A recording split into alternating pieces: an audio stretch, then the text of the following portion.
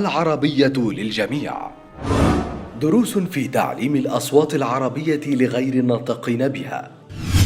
كتاب خاص بتدريس أصوات اللغة العربية والتدريب عليها، من أحدث المنتجات التعليمية المختصة بعلم اللغة التطبيقي اللسانيات، يفيد كل من الطالب والمعلم، ومدعم بقرص صوتي CD.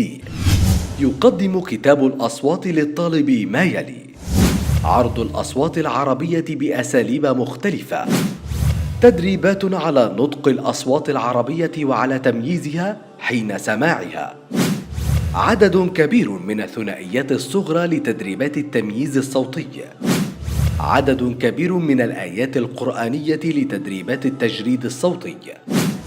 يقدم كتاب الأصوات للمعلم ما يلي: فوائد في تدريس أصوات العربية من الجانبين النظري والتطبيقي، فوائد فيما بين الصوتين الهدف والبديل من اتفاق واختلاف في المخرج وفي الصفات المشهورة، توجيهات في كيفية تدريس الأصوات، توجيهات في كيفية عرض دروس الأصوات، توجيهات في كيفية إجراء تدريبات الأصوات. إذا تحدثت إلى رجل بلغة يفهمها فقد ملكت عقله، وإذا تحدثت معه بلغته فقد ملكت قلبه.